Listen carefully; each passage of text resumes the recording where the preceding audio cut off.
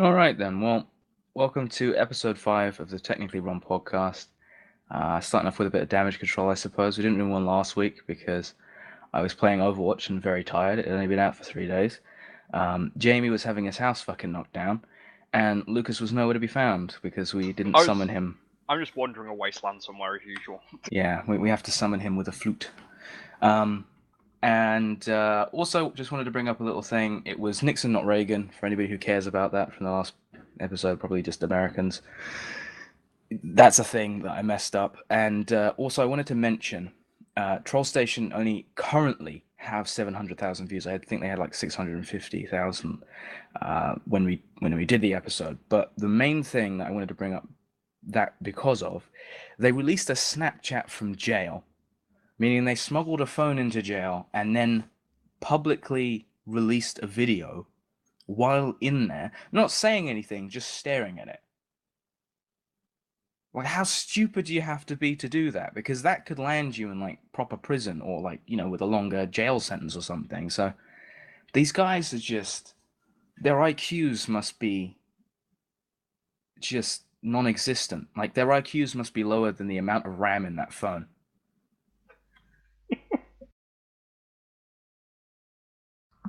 The amount of RAM in terabytes. Zero. Well, I gave them the benefit of that. I thought, maybe 3 GB of IQ. Oh, are we assuming they have a good Three. phone? Well, yeah, they managed to smuggle it in, so I doubt it's any good. But wow, those guys are just the dumbest people. I mean, well, they did a bloody art heist prank, so low expectations, but this is ridiculous.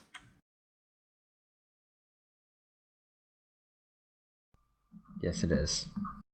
So yeah, episode 5 entitled "Damage Control" slash VR episode, because we've kind of been ignoring the whole state of VR recently for whatever reason, even though there's a hell of a lot of news to cover there. Not Yeah. really. VR, it's a thing. It's expensive. I disagree with half of that.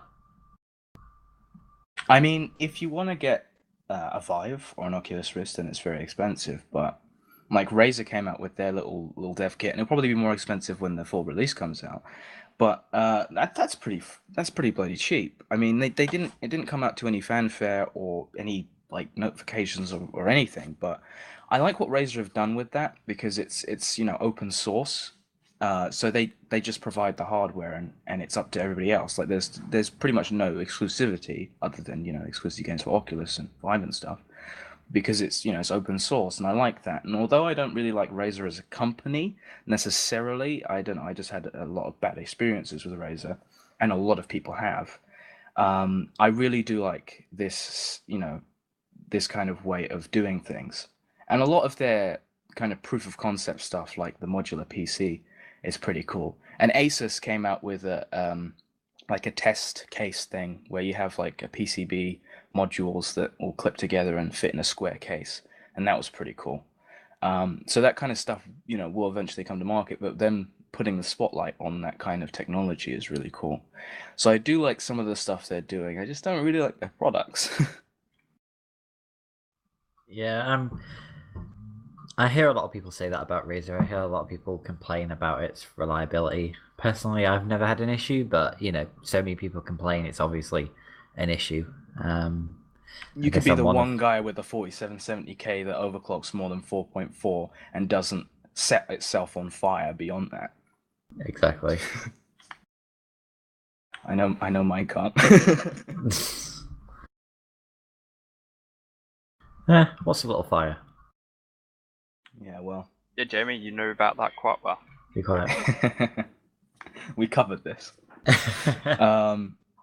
Anyway, so I think like if you want to get a nice taster of VR, because like I made some Google Cardboard. I have a bunch of monitor boxes sitting behind me that I bought some lenses and some Velcro straps and stuff off eBay for like £2, including shipping, which was really cool. And so I made some cardboard, and I have a 720p screen on my phone, so it's not great, but it's still an interesting look into what VR could be.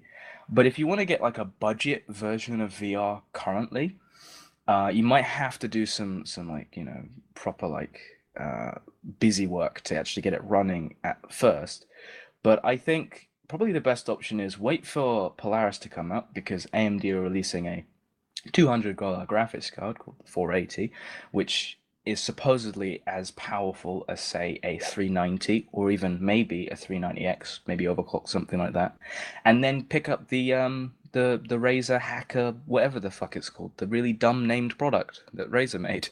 The dev kit for like $300, and then you've got a $500 setup, whereas an Oculus will cost you $500. Yeah, but you're talking about just buying the graphics card for VR. You gotta think you then need the rest of the PC to power everything else. So decent processor, RAM. No, I'm pretty sure like most people have that kind of system. Like a lot of people, even i5s would probably do it, frankly.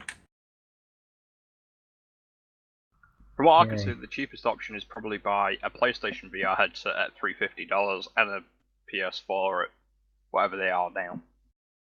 So, just to throw a spanner in the works, I just sent you to a link to Amazon because that's the one I could remember the name of. But there are lots of those around.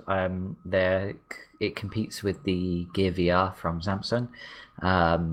Yeah, And it's not you use much your more phone as expensive the than a VR. cardboard. Yeah. Yeah, it's I mean, if you were to 25 buy quid. a cardboard from Google, then yeah, it's like 20, it's like 15 quid, and this is 24.99. So that's not bad. I was considering one of those, but I figured for 2 quid I could get something relatively similar.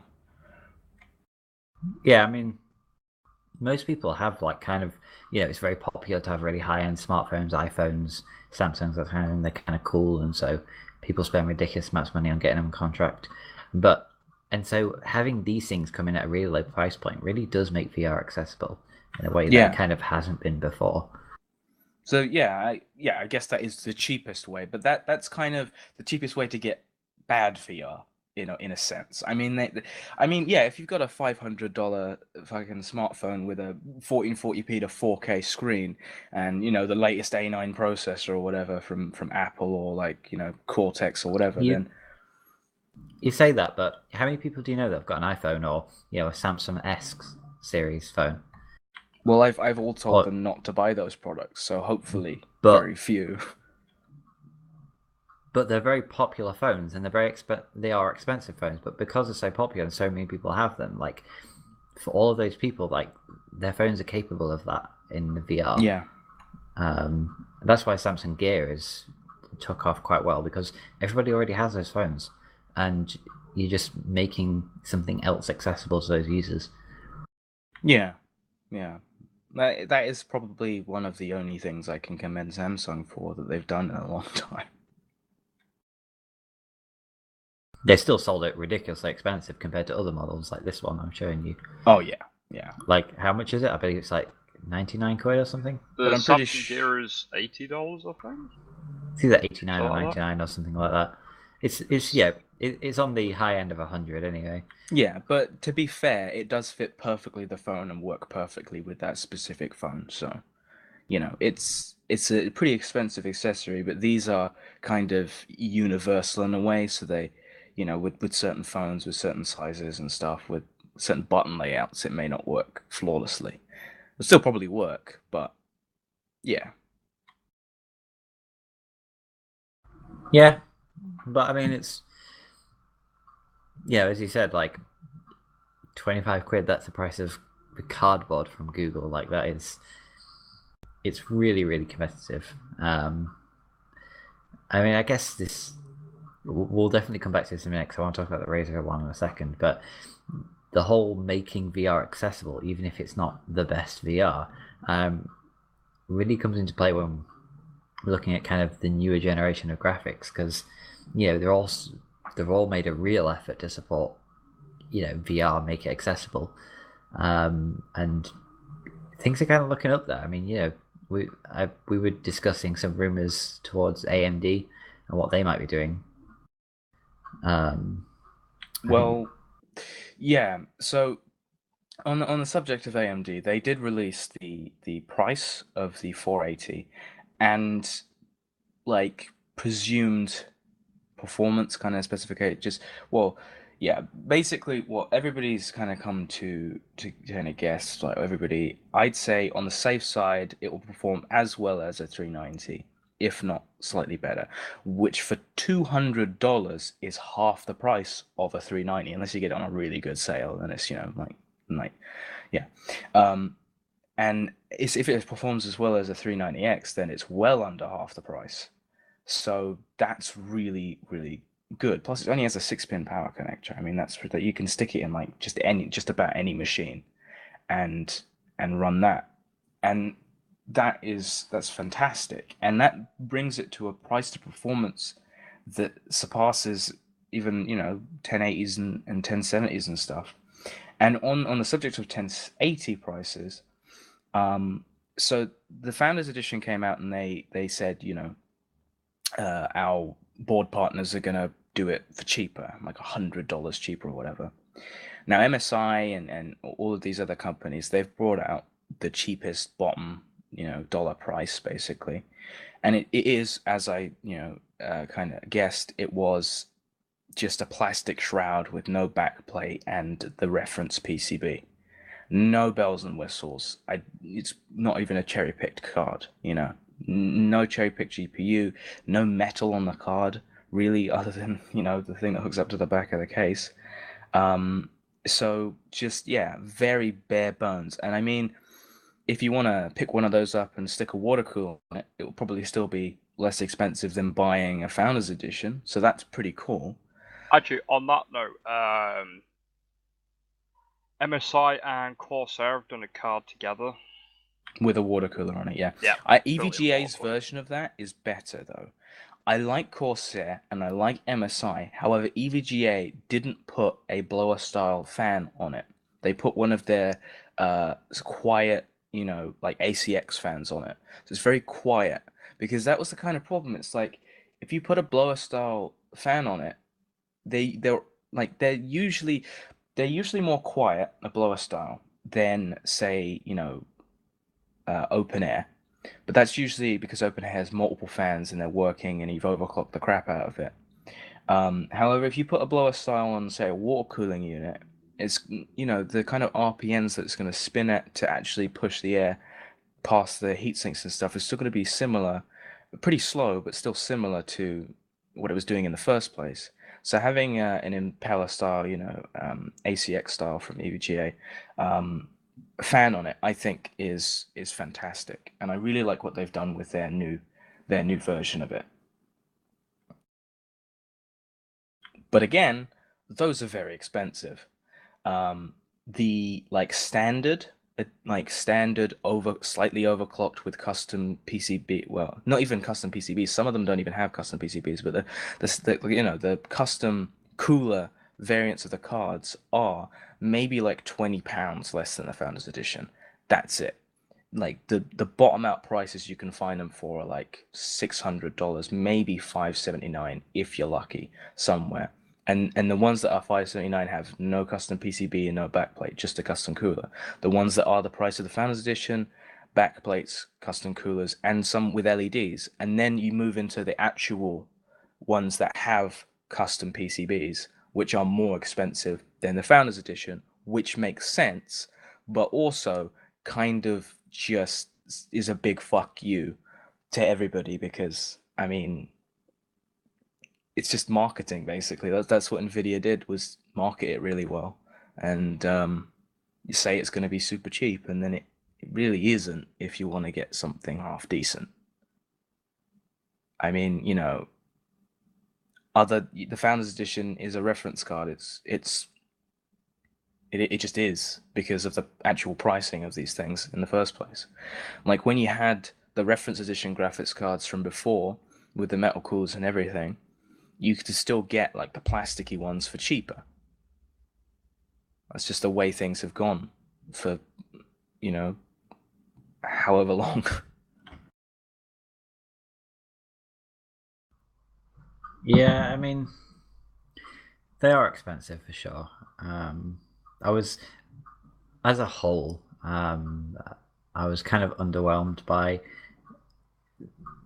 I mean, purely I think based on the hype of the 1070 and um, the 1080. I was like, yeah, we're seeing them kind of show them off. There's tons of hype, and then we kind of see what they can do, see the price points, and it's not all the hype cracked up to be. It's they're good cards, they're massive improvements, but it's not anything more than the kind of generational jump we've seen in the past. Yes, and that's what they tried to make it. Like usually they're like, oh, the regular generational jump with the performance and everything, but because it was such a long wait to get to, in Nvidia's case, 16 nanometer, I think they hyped it up even internally just a little too much, frankly. Yeah, the performance, like it's faster than two 980s in a few games, and that's just the way things go in anyway. But that, like, if it's faster than two 980s in pretty much everything, then that's pretty good. Like that actually does their claims, but it's only faster if the developers haven't done SLI support correctly, which is quite a few games. But like the proper AAA super game, like Witcher 3 and all that stuff, the two 980s are still gonna be like frame to frame pretty much the same. And it will be slightly cheaper than two 980s, but they're on offer now, and you can buy two 980s for just a little over, like a 1080. And yeah, 1080 is newer, it's got new stuff, but it just it's not all they cracked up to be. And again, we're just gonna have to wait for the 1080 Ti because that's going to happen. It is going to happen, and I'm really, really looking forward to what AMD have to offer now because VR for $200, like 390 performance for $200, that's fantastic. I might have to just pick one of those up anyway. And then just for the meantime until I can get something like a Vega 10. And then if they can bring something like a 490 to market for $300, then they really have cornered the budget market. And Nvidia are really going to have to work on a 1060 that can kind of get to that kind of price point, get to that kind of performance, and just the frame per dollar basically, because that's really impressive. Yeah, that's where this generation I think is going to be really, really exciting. I think there was a lot of hype on the high end stuff. It wasn't as good as it kind of cracked up to be, but I think for me personally, it's going to be about the mid range cards this It usually generation. is, to be honest. It usually is, Everybody but covers the higher end cards, but everybody who's not covering the higher end cards buys the lower end cards. yeah, I mean, especially this generation where VR is, this is the generation where VR is going to be a thing, and it's going to be, as more hardware supports it, more people get it, more games are going to support it. Like this is the generation where it's going to happen, and it's going to really, we've seen it grow recently, but this is it. And I think the mid range cards that can support this, depending on how well they support it, I think they're going to win. I think whoever gets the best mid range card for VR is going to do the best in this generation. It's really exciting to see what AMD is potentially doing for $200. Like that's ridiculous. Like as you pointed out, like Nvidia are going to have to do something really crazy with the 1060. Potentially they'll have to take a price cut on it. I've seen them do it before. It seems like something Nvidia would do to kind of match the competition, but do they have any other choice? Not really. And I think, see, I would have been like, ha, PS4 can't run VR. Are you kidding me? And to be honest, the headset does seem like a bit of a mess. But considering the current rumors of the PlayStation 4 Neo running Zen cores and Polaris GPUs, it may well be able to run a decent VR experience. Yeah, that's ridiculous. Yeah. And talking of Zen, like first generation Zen in 2017, they showed off a processor. I don't believe they released, specs or anything, but no, they didn't. But I don't think they told us how many cores it had. But they did show off it's here. Here's a thing. Here's a piece of silicon that may or may not be a processor who has a heat spreader on it. Look, guys, we're making CPUs again. And supposedly, and I do believe this, it makes sense. The first generation of AMD's Zen should have 8 cores, and via the kind of projections and performance, it's not crazy to say that it may be either like slightly less fast, but I believe it will be as fast, if not slightly faster, than say a 5960X, even a 1690. I fucking hate their new naming scheme. It's awful. I mean, it's more streamlined and everything. It's just Intel have a problem with their naming. You know, it's like you used to have the 500 be the i5 and the 700 be the i7. That makes sense. Then they bumped that up to the 600 because of mobile cores, and then they do the 5960 and the 5930, and now they're doing it in 50 increments. It's like, make up your mind. Yeah. But yeah, other than the naming schemes, Broadwell E is thoroughly interesting, especially because per core, I mean, this is the trend that's been going, but per core it's slower than like the 5960X, the 8 core variant anyway, and especially the 10 core, but faster in multi-threaded performance. But that means like there's just no point in upgrading your gaming PC to have the new Broadwell E. If you're not, there's no point at all. Like, I mean, if I had a like a Haswell's, if I had an Ivy Bridge 6 core or something, I'd upgrade to a Haswell 8 core, because there was like the performance, like per core was just about on par, but with more cores, and you could overclock the crap out of it. But with Broadwell E, there's no point. There really isn't at all. You're probably going to lose frames in a lot of games. So I think that kind of is the first enthusiast, like just a guy who wants to play around with it, CPU that Intel really have sort of released in a way. Because before you could kind of justify it if you had the cash for gaming, but now you can't. You can't justify it if you have the cash for gaming. You might as well go for 5960X. Just stick it in a new Broadwell E board and run a 5960X, because it's going to be faster for gaming, and you still have 8 cores, and they're very close to performance anyway. Plus, it's 800 instead of 1000. So, just yeah, I I think Intel are going to have to change things when Zen comes around. No matter what the performance is, Intel are going to have to change the thing. Even if it's half as fast, it doesn't matter. Intel is still going to have to change the way they do things. Yeah, while I agree with everything you said and the rationale behind buying the other 8 core, people aren't going to do that. People are going to break up and buy the 10 core because that's what enthusiasts do. They buy the top of the line model, doesn't really matter what it's like. It's a 10 core CPU, people are going to buy it.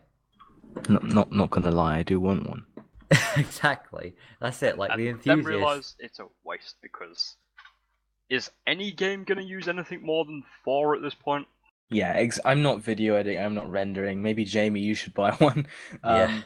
But couple. so my 4770K, all right, will last me another couple years until I actually get money, and then I can be like, I'm gonna, triple the cores because I can.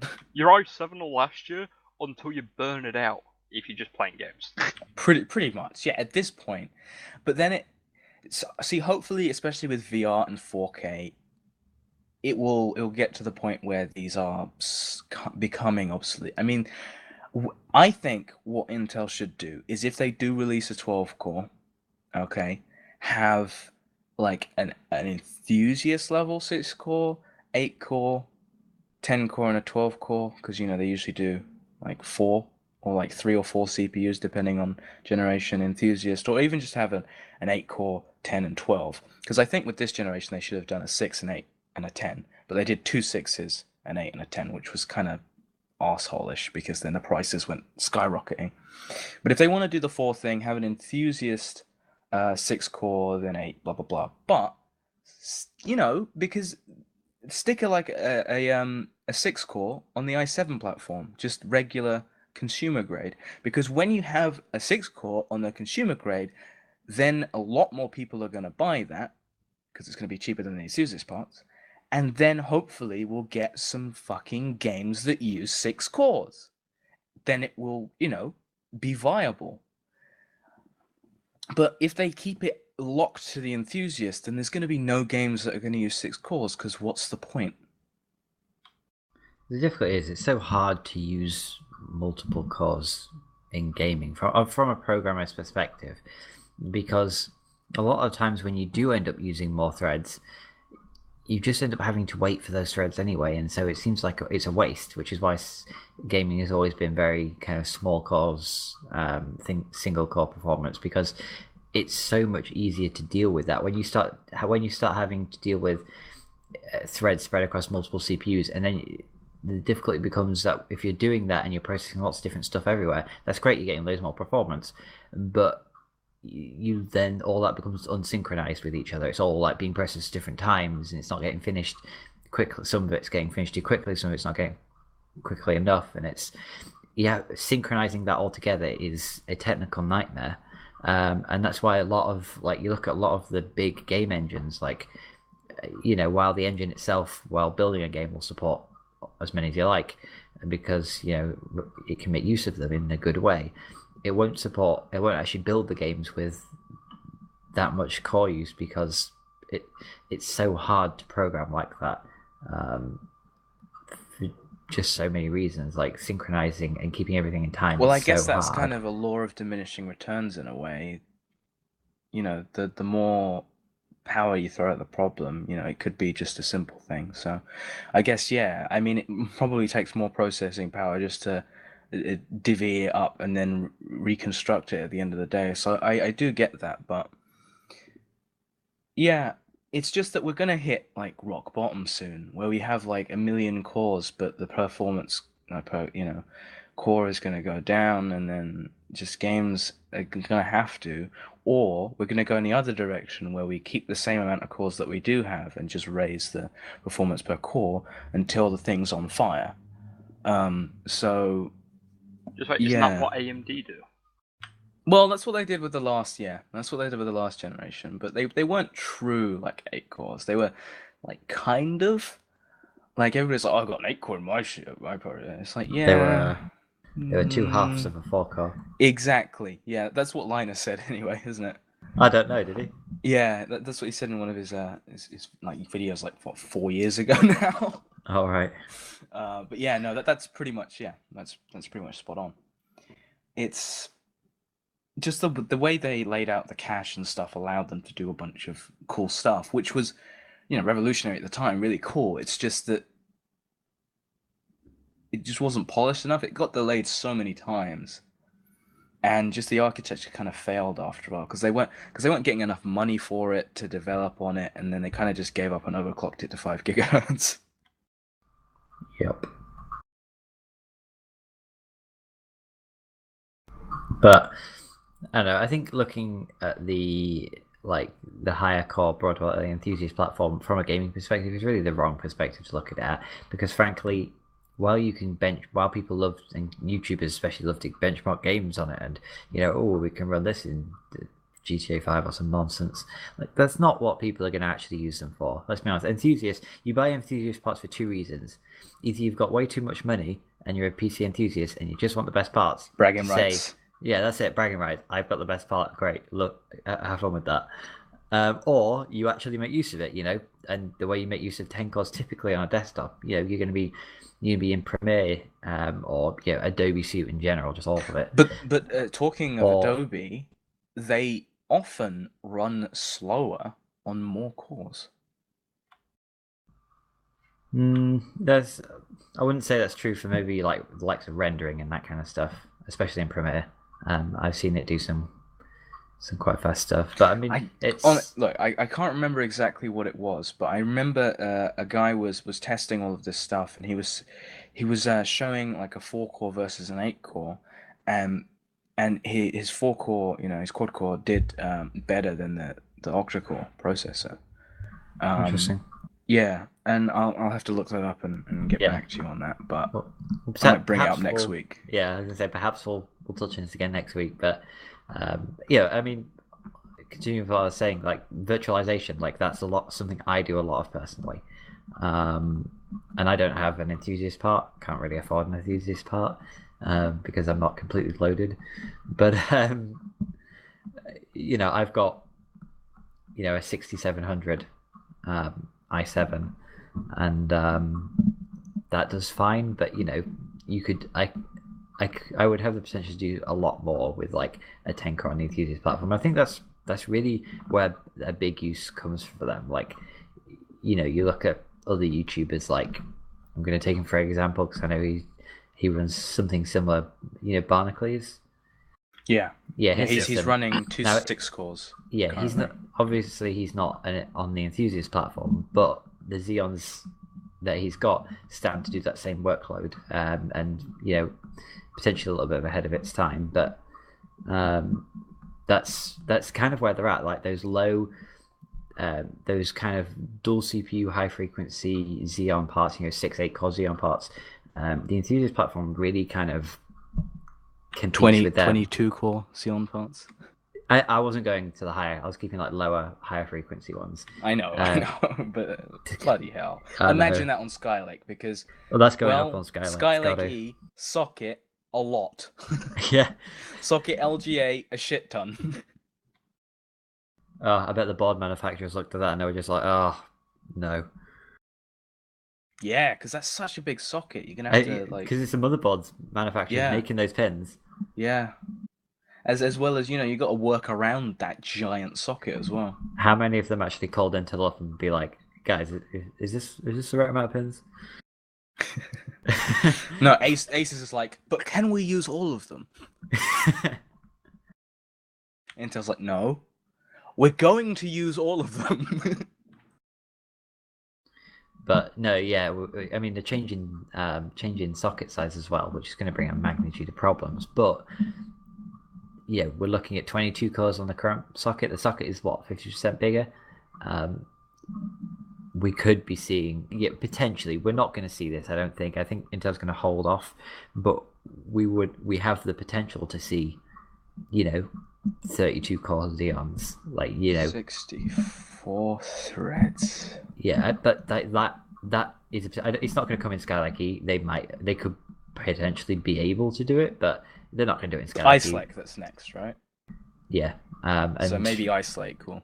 Because a smaller manufacturing process anyway. So yeah, and I think they're going to want to test the new socket before they bring anything out ridiculously. I think they're going to want to test the waters. They're going to want to see how the socket does. They want to get support out there, because if you're going to drop something big like a 32 core processor, you better know how to cool it. And regardless, it doesn't matter how low power your CPU is. It's 32 cores. It's going to get hot. Oh yeah. Especially with all the additional Xeon features, because you look on these Xeon chips and there are large sections of the die that are not cores or CPU in any way. They're just additional protection features and all that kind of nonsense.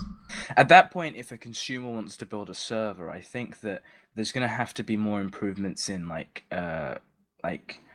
triple fan radiator setups, like 360 fans, radiators and stuff, because from what we've seen out of the kind of market as it's been going, just double fan radiators are performing just about as well as triple. So I don't know, it would, with that kind of socket size, it would allow for a bigger pump, so you can pump it through faster. I think that's the limitation that we've been having with triple fan radiator setups, is just the pumps are tiny. They can't get it round fast enough to be not properly really, effective. They've proven having the pump go faster doesn't actually make that much of a difference. Yeah, well, it's not really about the speed necessarily. It's about the pressure inside the system, inside the loop. So if they can get that improved with a much bigger pump, because this socket's huge, then that should work out nicely. But this is just because that socket's massive. It doesn't have any of the mounting kind of stuff that we used to have. So there's going to be a plethora of new coolers and stuff for it. And I don't know if it will be like 3,647 pins on the consumer end. But the rumor is, or at least the leak is, that they're ditching 2011, so they might well. I personally think I don't know what they're going to do on consumer side. That's still up in the air. But I think on the enthusiast and the Xeon side, I think what they're going to do is they're going to go with the bigger socket. They're not going to make use of all the pins right away. They're going to go on Skylake, very similar amount of cores. We're probably not going to see a huge improvement in Skylake from Broadwell.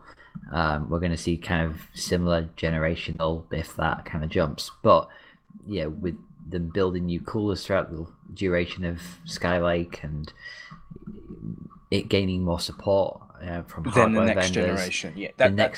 The next generation comes along. We're talking firmware updates, and suddenly we're into much bigger stuff. And I think they're just going to test the waters with this new socket. I think that's what Skylake is going to do. I think Wendell brought up a fantastic point when the 5960X came out. He said, if you want to buy an 8-core CPU now on the Enthusiast platform, realizing you're beta testing it for the guys who buy a Broadwell 8-core. Because that's pretty much what you do. You beta test this stuff, work out the kinks, and then when the next generation comes along, it's going to be, better, basically. Yeah, I agree. 2011 revision 3 was really a beta test. There was so many weird little connectors, and then Skylake came along and there's even more, and now Broadwell comes along and it's pretty much standardized by this point, So Broadwell has all of the odd, it ditches a couple of connectors from X99, to 2011-3 of the Haswell side. It adds a few connectors from Skylake, and then you've got the kind of standard, that's a proper layout. All of those connectors have a purpose. All of those connectors are good. They'll work. They're kind of pseudo, as the term goes, future-proof. So yeah, you basically, if you buy into Intel, you're gonna beta test the next generation, and that's just how it goes. I guess that's how it goes with technology, really in general, but especially with Intel and motherboard layouts and all that stuff. If you bought a first generation 2011-3 motherboard, you got all these weird connectors that aren't ever going to be used. And then they're just gone by the next generation. And then there's a refresh halfway through, just before Broadwell comes out, of the last generation, which is just a better, more stable, more well laid out version of the this generation's kind of platform before the next generation comes out, and then there's new boards for that anyway. Yeah, I agree. But I think on the whole, I'm pretty excited to see what happens, especially with the new socket. With it's such a big change. I think we're definitely going to be. It's definitely the Skylake keys. There's no way around it. That's going to be a beta test to see what happens. But I'm curious. I'm curious to see what they do with the consumer platform. I'd like to think they stay on a smaller socket or more uniform socket for the consumer, knowing that the most of the consumer parts they sell probably not really gonna need any other new pins. If I'm honest, I think we're only gonna really need that on an enthusiast kind of high core platform, or obviously the Xeon platform. That's a good point. I think that might be another reason why. Other than all the points that you brought up, that might be another reason why we don't have something like a 6-core on the consumer side, because at that point you'd probably have to add a few more pins, and at that point you'd probably have to change the mounting hardware and get a slightly bigger socket. I know Ice Lake could like continue because it's lower power manufacturing process, so it could continue to stay in a similar size socket, maybe with like an extra pin, like what was it, like a couple like last generation or whatever. Um, but it's interesting, as well as Intel have a habit of let's move this off of the CPU, let's move this back on. Let's move this off of the CPU. Let's move this back on. Let's just put all of that back on the CPU. That was a bad idea. Let's move all of that back off, but put this on instead. Yeah. Yep. Every generation. Yeah. Yeah. That's just weird. Yeah. The Bob partners, like every generation, like, okay, what are we moving this time? Yeah. Okay, got you. Okay, we'll sort it out. But yeah, that might be another reason why we don't have a 6 core, because at that point, especially on this kind of nanometer process, it'll probably have to be a slightly bigger kind of chip. Although I don't know, on like when you see delivered 4770Ks, it's just a tiny strip of silicon and it's hot as shit. But if they'd worked out the thermals and if they'd made the 4790K originally, I reckon they could have probably stuck 6 cores on it. It depends on their pin limitations though, because Yeah. they don't gain any pins there, and I don't know how many have 3. Obviously, we don't really get to know that information, but potentially that's the thing. I mean, with Ice Lake, we might see the high end, the kind of top tier i7 become a 6 core, or i7s become a 6 core. Maybe that'll be the thing. Who knows? It would be nice just to have quad-core processors go down in price a little bit with a generational update, because you get like 5% performance, but you're paying out your teeth, especially for Skylake. It's kind of worth it. I mean, I wouldn't at the moment, and that's like I kind of lust after the Broadwell 8 core, not even necessarily the 10 core, just the 8 core. But same with the Haswell 8 core. I want double the cores basically. That's my thing. But yeah, but with Skylake, like it's just you get a lot of the new features and the new technologies, but the price for Skylake CPUs are astronomically expensive. And that worries me for the enthusiast platform, because we've got a 10-core Broadwell E at $1,500. What the fuck is the Skylake E process gonna cost? Like 2,000? So here's some food for thought slash kind of sparking interesting conversation. And I'm not saying, obviously, we have no ground to speculate this is what's going to happen, and I would put more money on this is not even remotely what's going to happen. I think next generation in Ice Lake, I think we're still going to see 4 cores across the board. But with that said, if at some point the i7 turned to a 6-core processor with hyperthreading, how would that change the rest of the lineup? Like, in your opinion, the i7 is now a 6-core. What's the i5? Does it just remain a 4-core with no hyperthreading? Does it gain hyperthreading, but then there's a less of a performance gap? But if it doesn't gain anything, does it have 6 cores with nothing? But then what does that do to Let's the i3? be honest here. Look, i5s don't have that much performance gap with i7s. Yeah, you have hyperthreading, and yeah, it will cut it down by like maybe, because to 6 to 4 and hyperthreading, you get 12 instead of 8, and then 4 instead of 8, and it's not double anymore. But still, I think with i7s, I reckon like they would have something like the highest end mark, like 6700 or whatever, would be like or 770 or whatever, would be a 6-core. Then you'd step down to like a couple 4 cores, and then you'd maybe have an i5 with hyperthreading, because there are a few. They're usually not on the like they're oddballs. Like, you've had a few throughout the years, i5s with hyperthreading, and they've just been peculiar.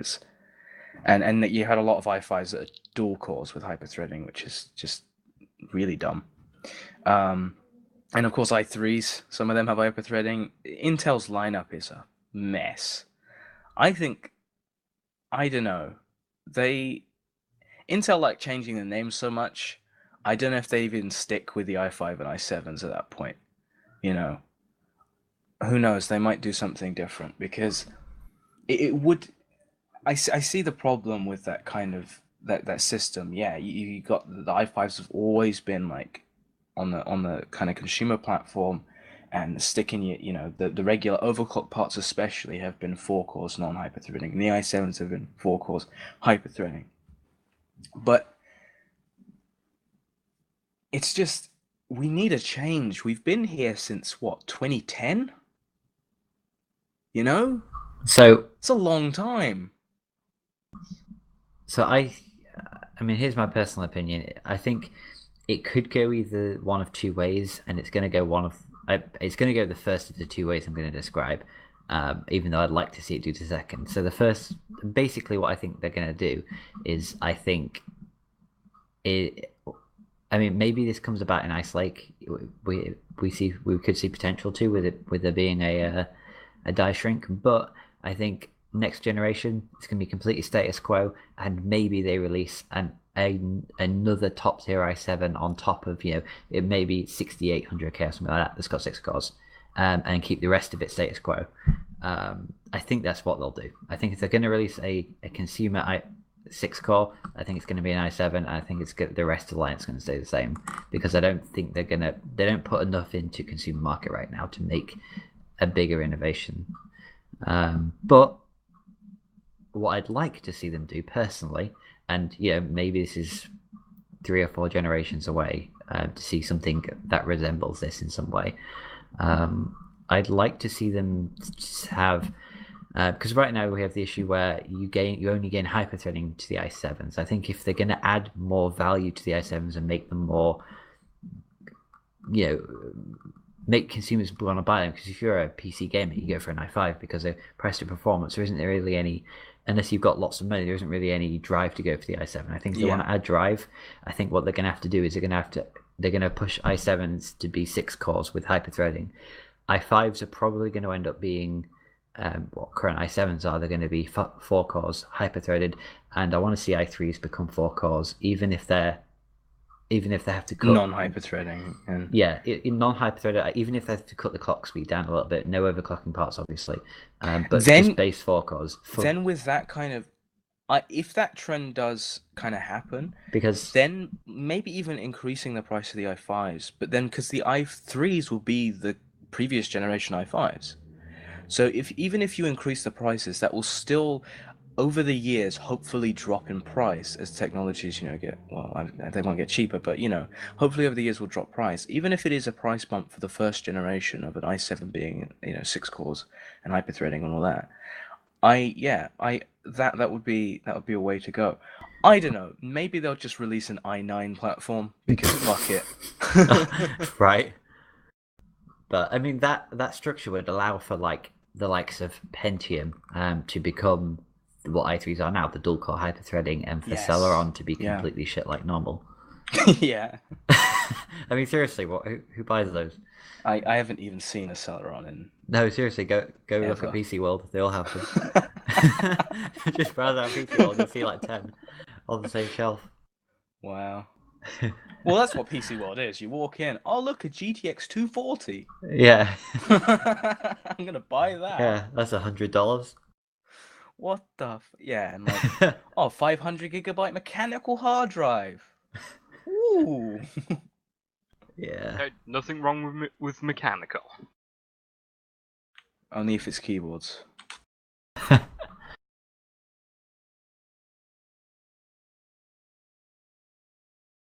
Yeah, my next PC is gonna have solely SSD, because we're getting like 6 terabyte, 8 terabyte SSDs from Mushkin for like. Mushkin have been they've developed it, but they're trying to get it to market currently. They've got the technology behind them, but they're just they're streamlining it basically. And how much do they cost? They want to bring it to market for, I think, $800. Or okay, so the price of one of the best graphics cards you can ever want for 8 terabytes of storage. That's really impressive. SSD. How much that is incredible. in an SSD of which you could get maybe 4 times that if you buy hard drives for the same price. No, but you don't get it. It's an SSD though. So Yes, which has far more. Well, they're getting better on their limited Lucas, use Lucas, lifespan. Listen, Lucas.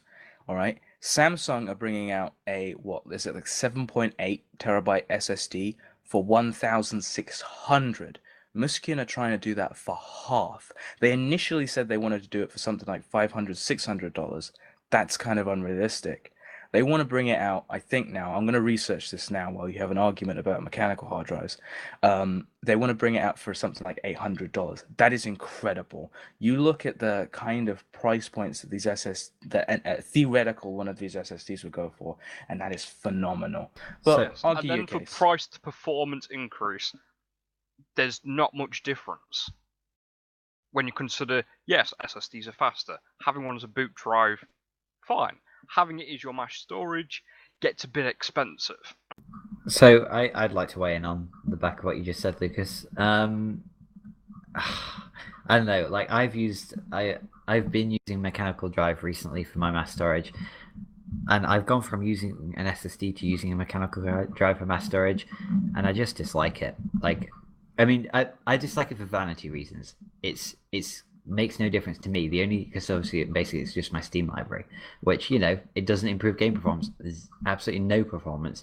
But the fact that I have to wait like 2 minutes more loading time in GTA 5 means I'm probably going to go out of my way to spend £300 on a massive SSD, Right. 500 At gig that SSD. point, can I then suggest something and buy hybrid drives? Because they basically Not into enough bridge the form gap factor. between that No. difference in Also, performance. hybrid drives, they're the worst of both worlds. No, They really they're are. really not. They're not great. Anyway, the point is I'm that sorry, the one on my computer is proof of pudding that they are better than a hard drive. And for 4 terabytes, I could have maybe for the same price got like a terabyte SSD, maybe half a terabyte SSD. how much did you pay for it? About £100 for a 4 terabyte Yeah, you could hybrid get hard about drive. terabyte for that now.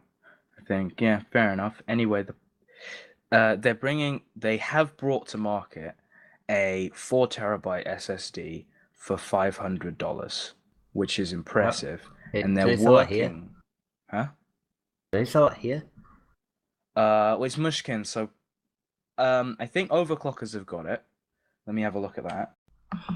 Because if they're reasonably here, I might just buy one. I'll let you know what it's like. Because I'm so sick of my mechanical drive.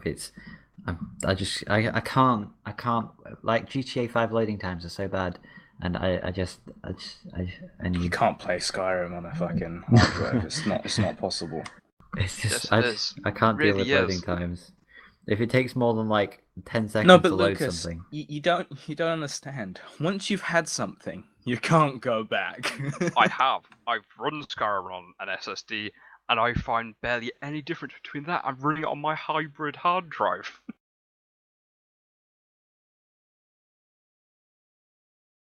Spelt Oh, Mushkin wrong. silence from the peanut gallery. I spelt Mushkin wrong, guys. I'm currently researching whether overclockers have it, and it doesn't seem like they do, unfortunately. I thought they did. But yeah. Oh well. But the point is, the main point about this whole fucking thing, okay, Lucas, is not necessarily, oh, yeah, I'm gonna buy one immediately. It's just that SSD prices are going down, and it is impressive that you can get one for that price. Okay? The way you were going on That's about the that, only that point. wasn't the point you were making. What was the point I was making then? I don't know, it sounded like a lot of jumbled gibberish. Right. But yeah, I'll No, give but- you, SSD prices are better than what they were a while ago. And so just because I'm bored of listening to you two argue, question: we've seen the rate of SSDs growing, and we've seen the prices come down and down in price. In your opinion, how long is it going to be before the price per gigabyte is going to be comparable to current hard drives. Like say for instance, WD Blue Drive. You look for a 1 terabyte drive. You're looking at 40 quid for a mechanical hard drive. How long will it be until £40 buys you a 1 terabyte SSD? Probably never, because they'll just be completely phased out like CRTs. I would say maybe 2 years, You roughly. Maybe a year, depending on what I mean, happens. in server storage and it like That's where I the was going with that. Like, yeah, from a person who deals with enterprise level storage on a daily basis, I would never ever, right, at least right now, for current technologies, I would never ever put an SSD for my backup and like, storage because I can recover from a broken mechanical hard drive, even if I have to True. send it to a lab. There's no recovering from a dead SSD. But we are getting to a point where it's incredibly hard to get higher storage on hard drives. Whereas the technologies get cheaper, they get more efficient, we lower in nanometer process. SSDs will surpass hard drives soon enough. They'll still be a lot more expensive. But I mean, we're kind of maxing out, especially on consumer grade hardware, at 8 terabyte hard drives. And we're getting 8 terabyte SSDs soon. And sure, they're astronomically expensive compared to an 8 terabyte hard drive, which is like 400 quid. I was like, is it 400? 8 It's like terabyte 300 hard drive quid, you I can get think. for £220. Yeah, they were 300 when they released. Um, and so, that would be like, like 800. So that's pretty much double the price. But in a couple years, when hard drives maybe get 10, SSDs will get like 12, 14 terabytes and stuff like that. I mean, you look at a micro SD card, the tiny little, basically a flash chip, and you can get like, I think 124 gigabyte micro SD cards now. I think you can get 256. Yeah. Possibly. I mean, But they're they're different. stupid expensive. Yeah, and also they're pretty damn slow. So the difference in technology, but that kind of technology will be kind of adapted into what is essentially consumer grade SSDs. And at that point, with that small of a chip on an SSD, you got like 20 terabyte SSDs. So I think personally, I don't think it'll be long before SSDs become a comparable price to mechanical drives. But I think you're right. Mechanical drives are going to get phased out on the consumer. I think we're looking 4 or 5 generations time. Maybe there aren't mechanical hard drives anymore. Maybe there are just SSDs, and that's what you ship with, and that becomes the norm. Maybe that is the norm by then.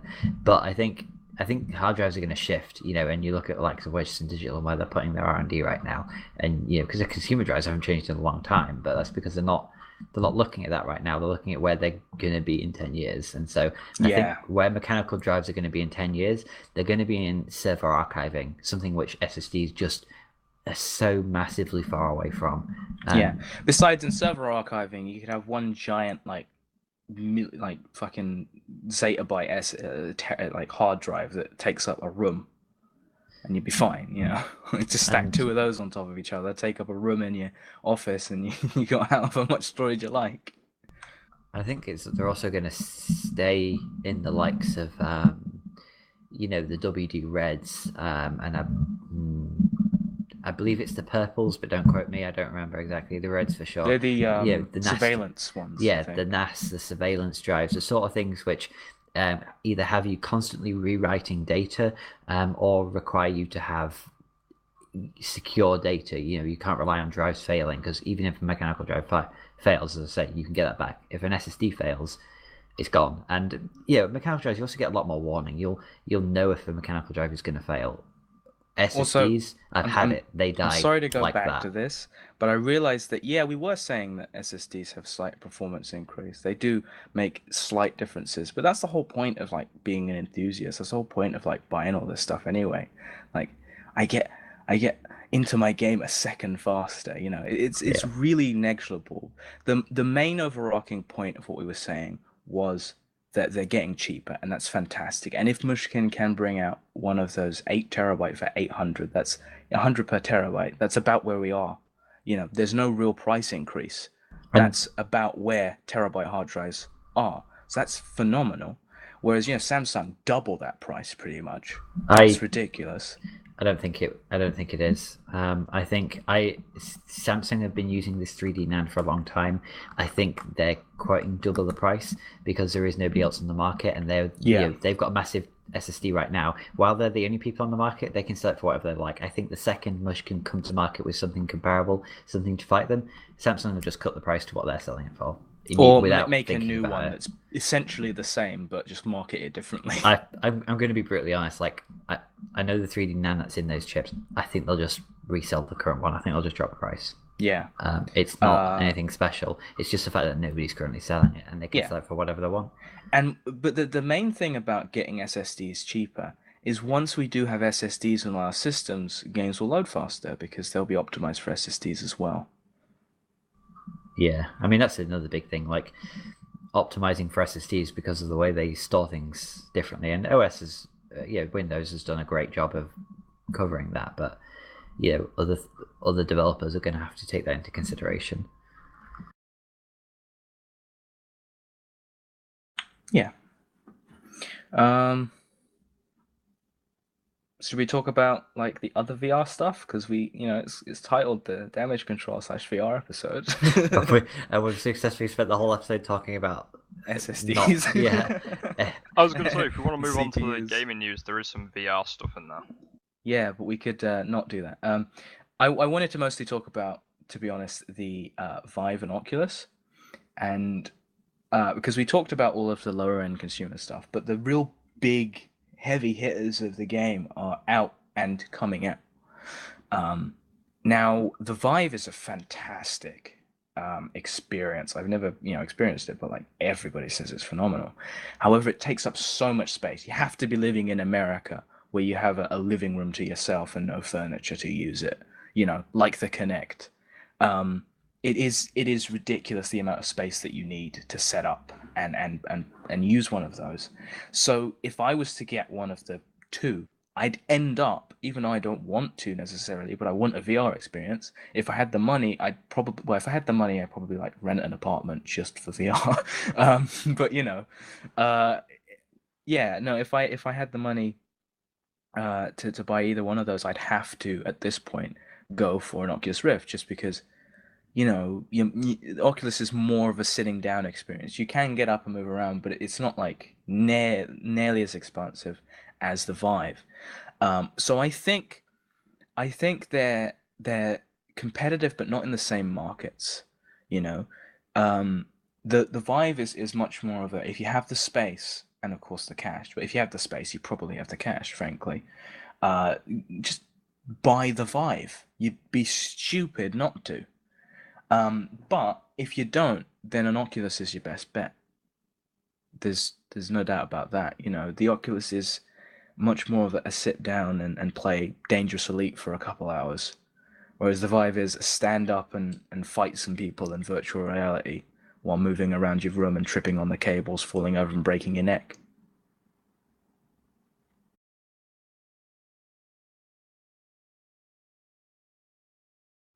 Yeah, the Vive does look good.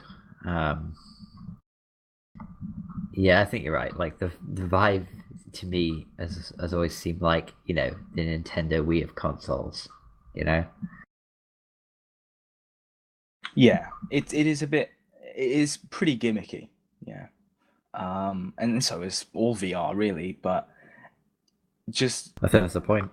for a practical standpoint, I think the Oculus is the winner here. Although, I don't know, it just seems like an inferior product, really. So Well, I'm I think I'm currently not gonna. Oculus's only real problem is the fact they haven't been shipping their units fast enough. Yeah, but I'm not gonna. I mean, I don't have the money for one, but I'm definitely not gonna buy into first generation VR.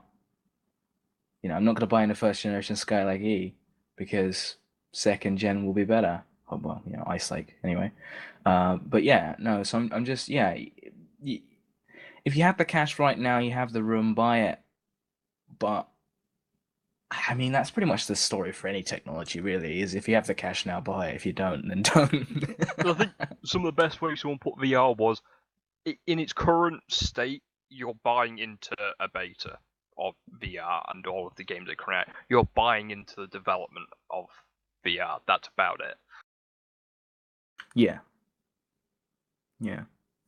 So I don't know. Yeah, it's interesting, and it's just interesting how the kind of market is split. Like 1080 is a kind of super duper, if you have the cash, buy a Vive, get the room, play it at like 4K in each screen or whatever, who cares, at 144 hertz.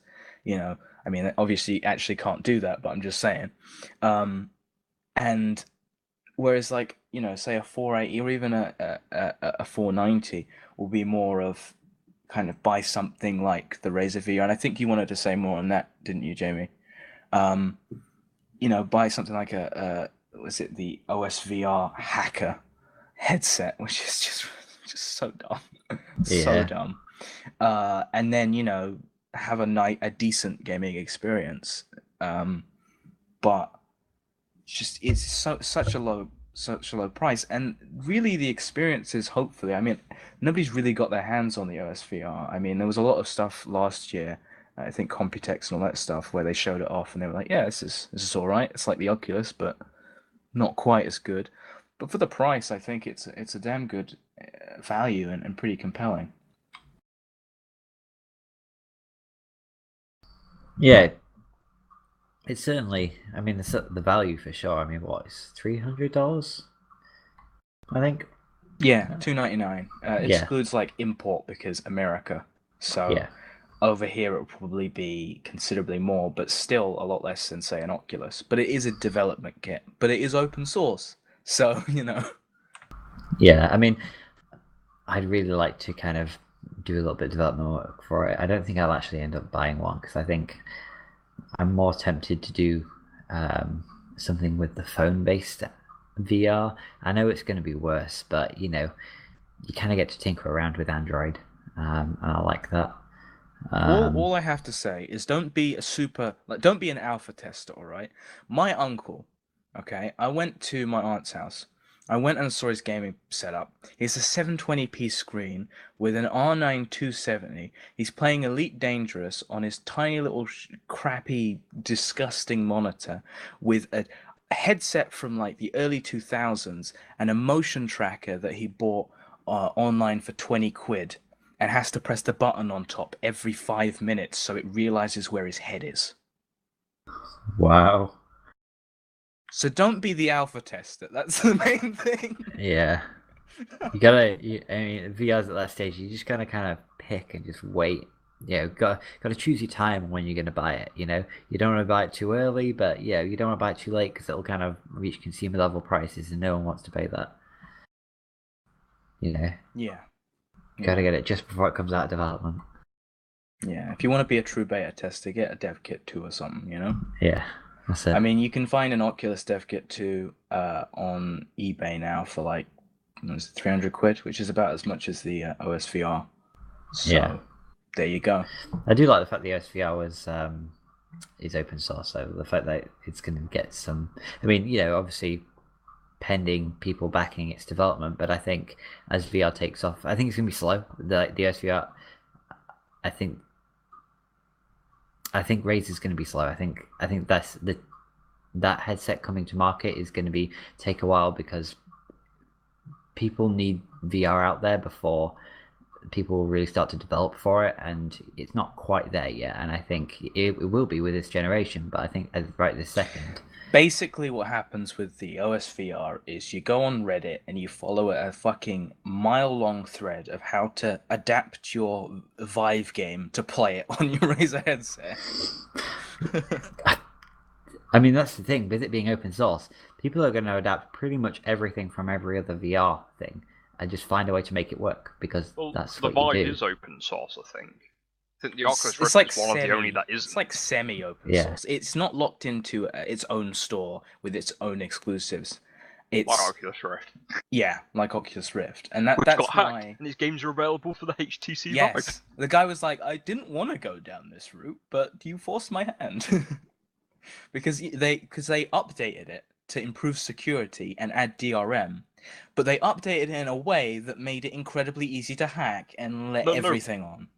Let no, it everything wasn't out. made it easier to hack. It made it so instead of the people with a HTC Vive having to pay for the games, they could just get the games for free. Yes, that's it. Yeah, just easy to pirate. Yeah, they basically You don't even have to removed. buy the Oculus games anymore. Before they at least had to buy the games to play them on the Vive. Now they can just get them for free. Yeah, that was a fun read. Wow. Yeah, and they said they wouldn't do DRM, and then they had their own store, and that was okay. Obviously, you got a lot of support. You know, you're gonna have a lot of developers and stuff, but then you go and add DRM that then makes it easier to not buy your games. Yeah. What was the DRM like anyway? Because I didn't see this. It basically did a systems check. So it would go through your system and make sure you were using an Oculus. Yeah. But that meant then that you could bypass that, but it wouldn't check if your game was genuine. It would just check if you were using an Oculus. Great. So That seems smart. Plus one to the guy who thought that up. Yeah, he's not working there anymore. He's just his janitor now.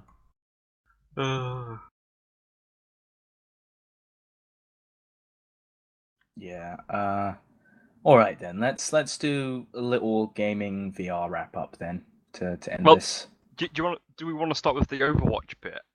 Because you like Overwatch.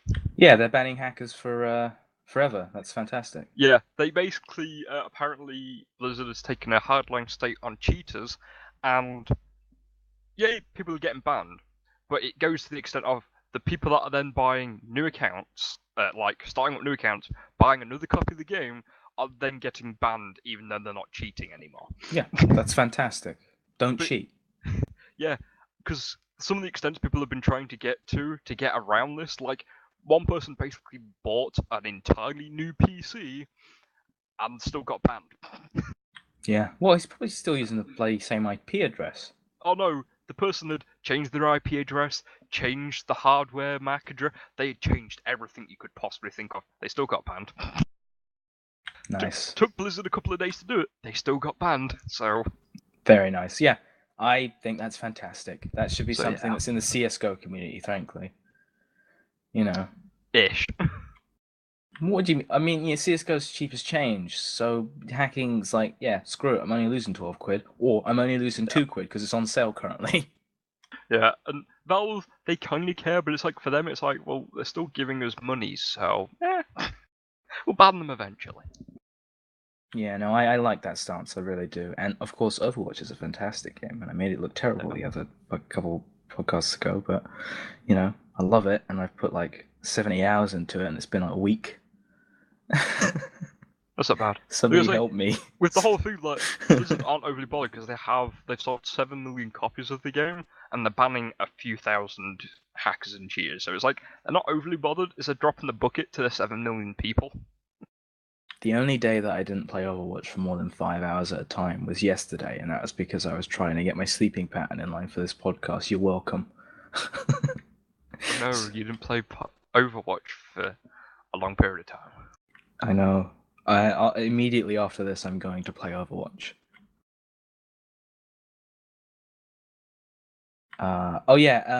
Also, I'd like to bring up that the Nintendo came out and said that the Wii U is the NX is not a Wii U replacement. It's like a different thing.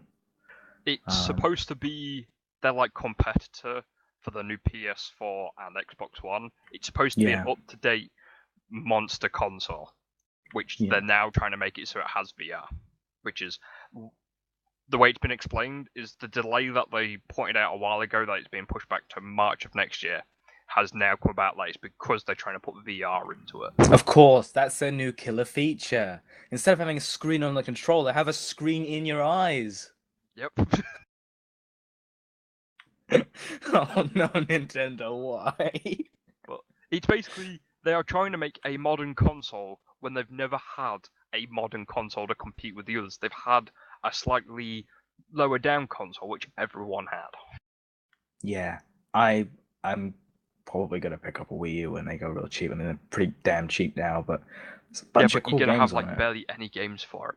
No, there's a bunch of cool games. From the Like way they state it, 10. There's as like many 10 good games that are games. currently out for the Wii U will be out for the NX within a year. Yeah, but the NX is a monster console, and it'll be about as bloody expensive as a PS4, probably Neo at that point. Yeah, but if So you think about it, the Wii U's been out longer than the PS4 and Xbox One. yeah, but it's just it's the games that I like for them. They're consoles, you know. I don't care about the power. It's just they work. The only game that They just like don't have any games for it. yeah, that's like I mean, to be honest, I've never really had on modern consoles at least. With my PS2, I had like 50 games for it. I had like a million. I just love the PS2. I'm gonna buy. Fuck it. I'm not gonna buy a Wii U. I'm gonna buy a PS2 and play Ratchet and Clank, Sly Cooper, bloody Jack and Daxter, um, Dark Chronicles. That was a fantastic game. I'm gonna play all of that stuff. I love the PS2 library because I grew up with it. It's nostalgic and they're good games. But yeah, I mean, I with my PS3, I had like maybe 7 games.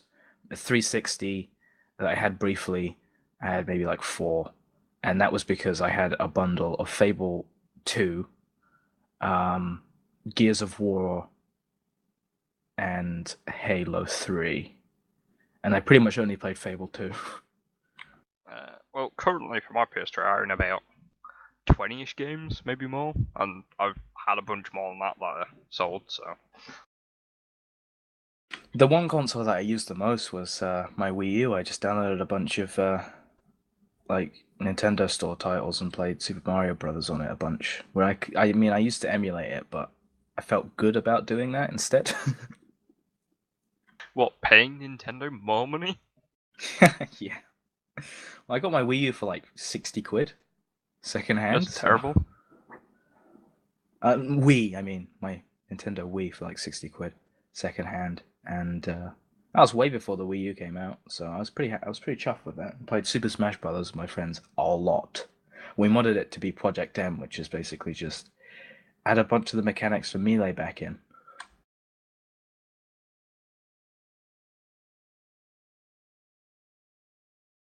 Ice climbers are the best, and that's why I don't currently own a Wii U, because they don't have ice climbers in it. Why would you do this to me? Ice climbers? Yeah, the little two adorable things that can like just destroy anybody unless you lose one, and then you can still destroy somebody, but if you fall off, you're screwed. No, because I've never really played Smash Brothers. Fair enough. All I'm So, saying is that I liked the ice climbers. They're no longer in the Wii U version, and I mean, one of the top 10 players in the world solely played ice climbers. I mean, most of the top players were like Marth,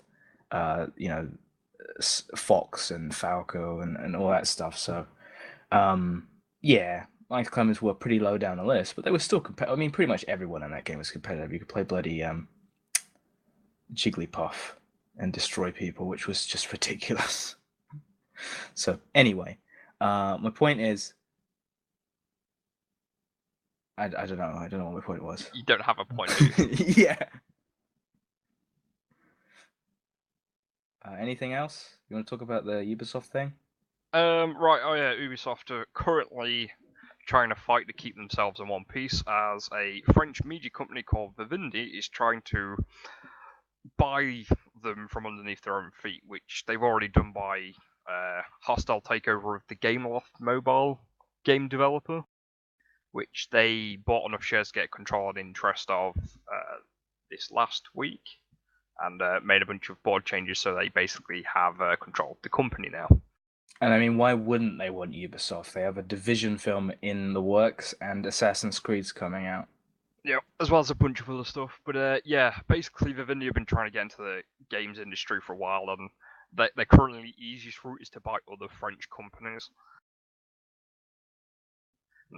Ubisoft's thing they're trying to do is their two CEOs are trying to get backing from French Canadians because a lot of their studios are in Canada. Yes, So yeah. the only problem is they're trying to make them pay more for the shares than what Vivendi is. So they're like, why should we pay more money than what they are? Yeah, that is why. So like, Ubisoft's trying to sell them these shares, and they're like, yeah, we want you to pay us this much for them. Yeah, they don't really want to do that. Okay, well, another dumb decision by Ubisoft. Yeah, they're trying to save themselves, but not doing a very good job of it because they're like, yeah, we want you to help us out, but we want you to pay us more money than what these other guys are. How about we take this bad situation and fuck everybody else over? That's a good idea. That guy's getting a promotion. So yeah, but we won't know what's going to happen because Vivendi stated publicly that they aren't trying to buy Ubisoft out, which means they're not allowed to make a bid for shares for 6 months, I think. So Fair that's enough. because they're also trying to settle some other agreements with other stuff. So they're basically using it to buy themselves. Vivendi's doing it to buy themselves time, so they can get the money together to buy Ubisoft out, basically. Yeah. All right, well, we should probably wrap it up here. This has been the longest episode by far, with the most news. I mean, Computex. We didn't even cover, like, half the stuff from Computex. There'll be more stuff like next week, so we can just make that an entire Yeah. episode. Yeah, Yeah. exactly. So, yeah, I think this was a success.